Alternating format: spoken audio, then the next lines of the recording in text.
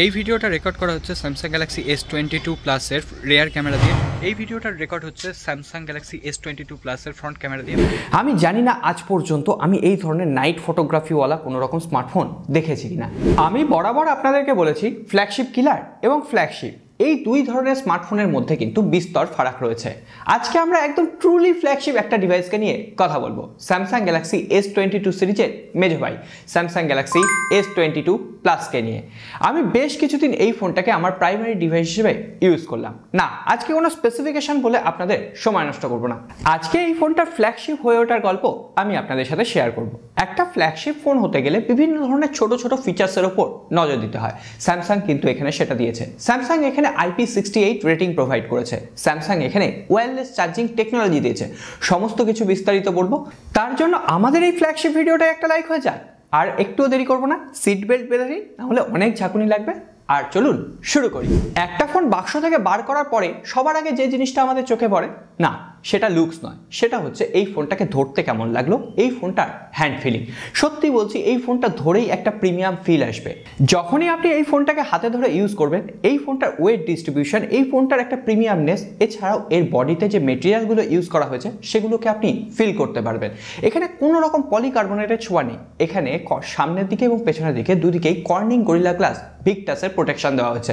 বুঝতেই পারছেন এই ফোনটা কতটা শক্তপোক্ত বানানোর চেষ্টা করেছে স্যামসাং। এর সঙ্গে সঙ্গে এর যে ফ্রেমটা রয়েছে সেটাও কিন্তু অ্যালুমিনিয়ামের। এছাড়াও এর যে ক্যামেরা বাম্প দেওয়া হয়েছে সেটাও কিন্তু অ্যালুমিনিয়ামের ফ্রেমটা দিয়ে মুড়ে দেওয়া হয়েছে। এই ফোনটার যে ক্যামেরা বাম্প রয়েছে সেই ক্যামেরা লেন্সটা কিন্তু একটু নিচে রয়েছে। অর্থাৎ আপনি যখন রাফ সারফেসে ফোনটা রেখে ইউজ করবেন, আপনার ক্যামেরার লেন্সে কোনো রকম স্ক্র্যাচ পড়ে যাওয়ার কোনো রকম সম্ভাবনা নেই। ডিজাইন নিয়ে যখন কথাই বললাম, এই ফোনটার একটু ওভারলুক আপনাদের সাথে শেয়ার করে দিই। এখানে উপরের দিকে দেখুন একটা সেকেন্ডারি নয়েজ ক্যান্সেলেশন বাটন রয়েছে এবং ফোনটার ঠিক ডান দিকে রয়েছে ভলিউম আপ ডাউন কি, নিচের দিকে পাওয়ার অন অফ কি, এবং এই ফোনটার বটম প্যানেলে রয়েছে একটা USB Type-C চার্জিং পোর্ট, একটা স্পিকার গ্রিল, এছাড়াও একটা মাইক রয়েছে এবং এখানে রয়েছে একটা সিম কার্ড ট্রে, যেখানে আপনি দুটো nano SIM at a time use করতে পারবেন। কোনো রকম মাইক্রো SD কার্ড স্লট নেই। এছাড়াও ফোনটার বাঁ দিকটা একদমই ক্লিন। তবে হ্যাঁ, এর ফ্রেমে বেশ কিছু নেটওয়ার্ক রিসেপশনের জন্য আপনি টাওয়ার ব্যান্ড দেখতে পাবেন। হ্যাঁ, এরপর আমরা একটু আনবক্সিংটা দেখে নেবো। এত কথা বলছি, ফোনটা যখন আনবক্সিং করেই ফেলেছি তখন বলে দিই, স্যামসাং এখানে আমাদের দারুণ এক্সপিরিয়েন্স দেওয়ার জন্য আনবক্সিংয়ের কোনো রকম ঝামেলায় রাখেনি। জাস্ট একটা বক্স রয়েছে, ওপরের দিকেই ফোনটা পাবেন, পরবর্তীতে একটা খাম রয়েছে, সেই খামের মধ্যে বেশ কিছু ইউজার গাইড রয়েছে, একটা সিম ইজেক্টার পিন রয়েছে, এছাড়াও এখানে Type-C to Type-C একটা কেবল রয়েছে। অর্থাৎ এখানে আপনাকে চার্জার কিনে নিতে হবে। এখানে বলে দিই, এখানে কিন্তু স্যামসাং 45 ওয়াটের ফাস্ট চার্জিং টেকনোলজি প্রোভাইড করেছে, ফাস্ট চার্জার নয়। এবং এই চার্জারটা মার্কেট থেকে আপনাকে 2000 বা 2500 টাকার আশেপাশে কিনতে হবে। যাই হোক, আমার কাছে 45 ওয়াটের চার্জার নেই। আমি 25 ওয়াটের যে স্যামসাংয়ের ফাস্ট চার্জার আছে সেটা দিয়ে চার্জ করে দেখেছি। 1 ঘন্টা 15 মিনিটের আশেপাশে টাইম লেগেছে 0 to 100% করতে। এবং ব্যাটারি ব্যাকআপের কথা বললে, আমি মোটামুটি সারাদিন ফোনটাকে চেক করার জন্য ইউজ করেছি, ক্যামেরা চেক করেছি, ভিডিও ফুটেজ তুলেছি, তারপরও সারাদিন ইউজ করার পর আমার মোটামুটি 28% ব্যাটারি লেফট ছিল। অর্থাৎ আপনি যদি একজন নর্মাল ইউজার হন তাহলে 1.5 দিনের ব্যাটারি ব্যাকআপ দিয়ে দেবে। আর আপনি যতই হেভি ইউজার হন না কেন, আপনাকে 1 দিনের ব্যাটারি ব্যাকআপ অবশ্যই দিয়ে দেবে। এছাড়াও এই ফোনটাতে চার্জিংয়ের জন্য দুটো স্পেশাল টেকনোলজি দেওয়া হয়েছে। একটা হচ্ছে ওয়্যারলেস চার্জিং টেকনোলজি। আপনার এর জন্য ওয়্যারলেস প্যাড কিনতে হবে। জাস্ট ওয়্যারলেস প্যাডের উপর আপনি আপনার ফোনটা রেখে দেবেন এবং সেখানে আপনি 15 ওয়াট পর্যন্ত ওয়্যারলেস চার্জিং টেকনোলজি সাপোর্ট পাবেন। এছাড়াও এখানে রিভার্স ওয়্যারলেস চার্জিংয়েরও সাপোর্ট আছে। এই ধরনের বেশ কিছু সূক্ষ্ম ফিচার্সই কিন্তু এই ফোনটাকে ফ্ল্যাগশিপ আখ্যা দিয়েছে। যাই হোক, এরপর আমরা কথা বলবো এই ফোনটার ডিসপ্লেকে নিয়ে। এটা এই ফোনটার আরও একটা হাইলাইটিং পয়েন্ট।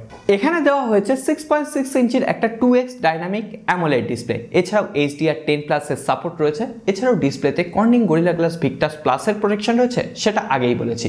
এছাড়াও এইখানে 120 হার্টজের refresh rate, adaptive refresh rate support করে। এটা কিভাবে কাজ করছে?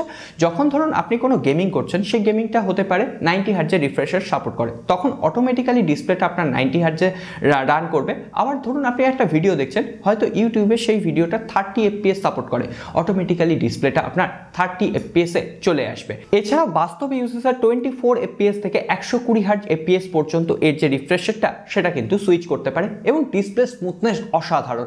আপনি যখন অ্যাপ্লিকেশনগুলো খুলবেন বা আপনি যখন এক অ্যাপ্লিকেশন থেকে অন্য অ্যাপ্লিকেশনে সুইচ করবেন, এর যে স্মুথনেস, এর যে এফেক্টগুলো, সেগুলোও কিন্তু আপনি অনুভব করতে পারবেন। এছাড়াও এর ডিসপ্লেতে 1750 নিটসের পিক ব্রাইটনেস রয়েছে, অর্থাৎ সূর্যের আলোকে বলবে দূরে থাক। একদম সূর্যের আলোতেও ঝলমলে ডিসপ্লে ব্রাইটনেস আপনাকে প্রোভাইড করছে। তবে এগুলো গেল স্পেসিফিকেশনের কথা। বাস্তবে কেমন আমরা অভিজ্ঞতা পেলাম? আমার বাস্তবে এই ডিসপ্লেটা সব থেকে যেটা ভালো লেগেছে সেটা হচ্ছে এখানে কোনো রকম বেজেল নেই। আপনি নিচের দিকে যদি বেজেলটা খেয়াল করেন, একদম পাতলা বেজেল দেওয়া হয়েছে।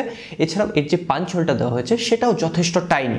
এছাড়াও এখানে ডিসপ্লেতে 1%ও কম্প্রোমাইজ করতে রাজি হয়নি স্যামসাং। এর কালার রিপ্রোডাকশন বলুন, এর পাঞ্চি কালার বলুন, অসম্ভব সুন্দর লাগছিল। আমি যখন নেটফ্লিক্স বা অ্যামাজন প্রাইমে মুভি দেখেছি, ইউটিউবে বিভিন্ন ধরনের সিরিয়াল কনজিউম করেছি, তখন সত্যি এর ডিসপ্লেটাকে ফিল করা যায়। এর ডিসপ্লের একটা আলাদা মাধুর্যতা আছে। তবে ডিসপ্লে ভালো হলেই যে সেখান থেকে আপনি মাল্টিমিডিয়া এক্সপিরিয়েন্স ভালো পাবেন এমনটা নয়, তার জন্য দরকার সাউন্ড কোয়ালিটি। স্যামসাং এর ডুয়েল স্টিরিও স্পিকার দিয়ে দিয়েছে, শুধু দেয়নি এবং সেটা এতটাই সুন্দর কাজ করছে, বেস, ট্রিপল, ভোকাল এবং যে ইনস্ট্রুমেন্টালগুলো সেগুলো আলাদা আলাদাভাবে এমনভাবে সে অপটিমাইজ করেছে, সত্যি অসাধারণ লাগছে। আমার শোনা one of the best sound quality কিন্তু আমি এখান থেকে পেয়েছি।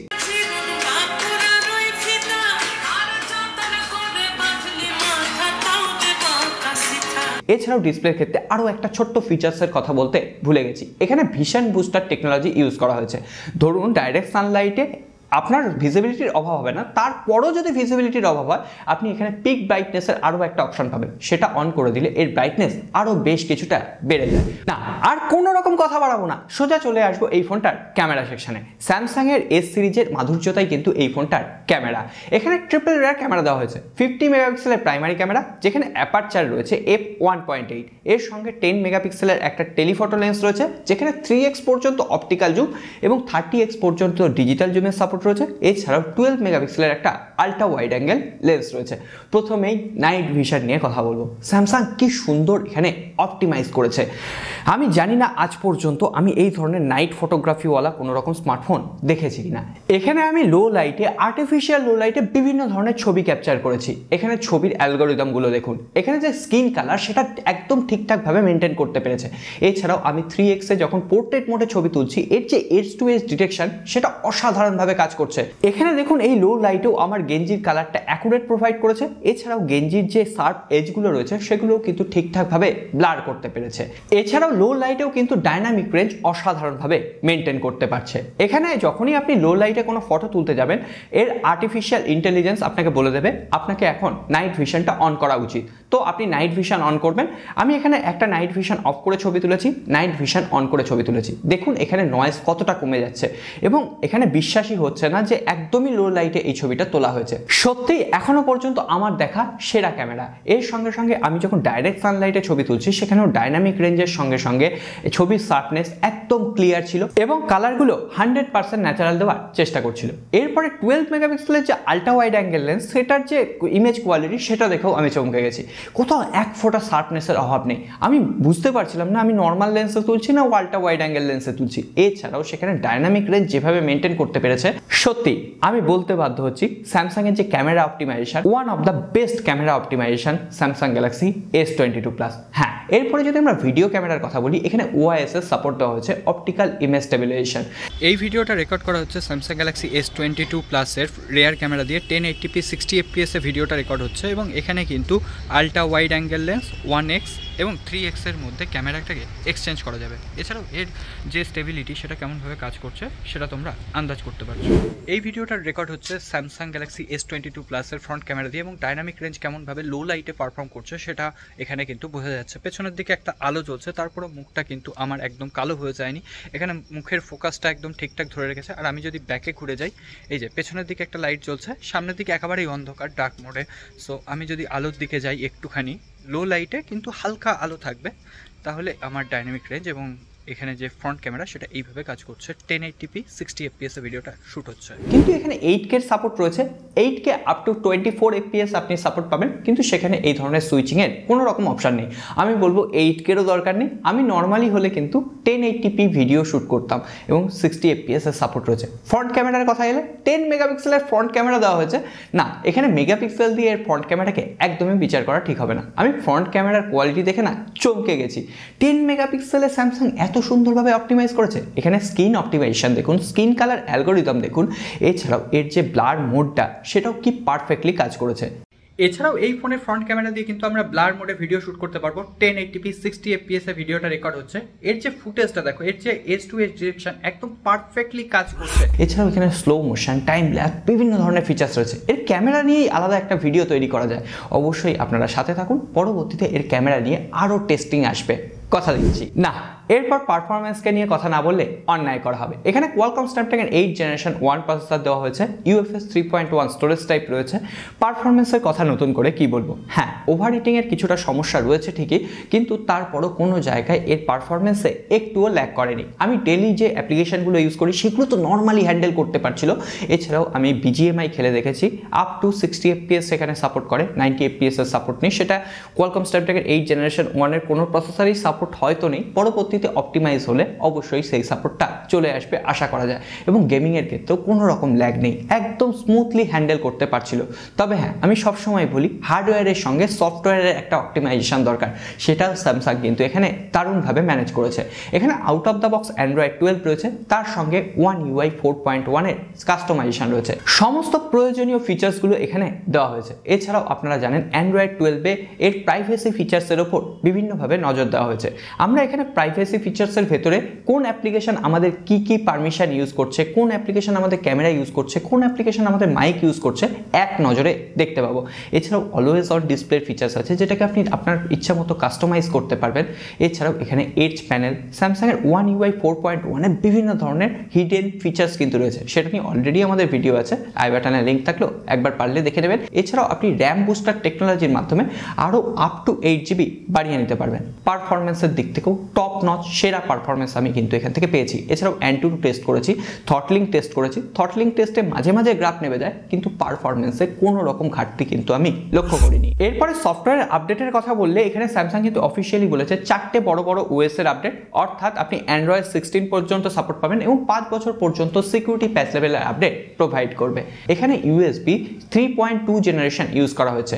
আমরা নর্মালি USB 3.0 পাই অথবা USB 2.0 পাই, কিন্তু এখানে আরও অ্যাডভান্সড এবং আরও ফাস্টার USB দেওয়া হয়েছে, যেটা আপনি ডেটা ট্রান্সফারের সময় অবশ্যই লক্ষ্য করবেন। এছাড়াও এই ফোনটাকে আরও সিকিউর বানানোর জন্য আপনি কিন্তু এখানে নক সিকিউরিটি ফুল সাপোর্ট পাবেন, সিকিউর ফোল্ডার রয়েছে। এছাড়াও আপনার ধরুন ফোনে কাজ করতে অসুবিধা হচ্ছে, আপনি স্যামসাং ডেস্কের মাধ্যমে এই ফোনটাকেই আপনার ল্যাপটপ বা ডেস্কটপে কানেক্ট করে নিন। এই ফোনের সমস্ত অ্যাপ্লিকেশনগুলো কিন্তু আপনি আপনার ডেস্কটপ বা ল্যাপটপে ইউজ করতে পারবেন। মোটামুটি আমাদের ভিডিওটা অনেক বড় হয়ে গেছে, এরপর খতম করার পালা। যাই হোক, এখানে আরও কয়েকটা ফিচার্সের কথা না বললেই নয়। প্রথমে বলেছি এখানে IP68 রেটিং রয়েছে। এটার মানে কি, এখানে আপনি 1.5 মিটার জলে আপ টু 30 মিনিট ফোনটাকে কিন্তু রাখতে পারবেন। এছাড়াও এখানে আল্ট্রাসনিক ফিঙ্গারপ্রিন্ট সেন্সর দেওয়া হয়েছে, যেটা অসাধারণ ফাস্ট কাজ করছে। আমার হাতে টুকটাক ঘাম হয়, তারপরও কিন্তু এর ফিঙ্গারপ্রিন্ট সেন্সর একদম অ্যাকুরেটলি কাজ করেছে। ফেস আনলকের ফিচার্স আছে, সেটাও দুর্দান্ত কাজ করছে। সবশেষে একটাই কথা বলবো, এই ভিডিওটা অনেক বড় হয়ে গেছে, তবু একটা ভিডিওতে এই ফোনটার সমস্ত ফিচার্স আপনাদের সাথে শেয়ার করা সম্ভব নয়। আগামী দিনে আরও ভিডিও আসবে এবং তার জন্য আপনাদের একটু ভালোবাসা প্রয়োজন।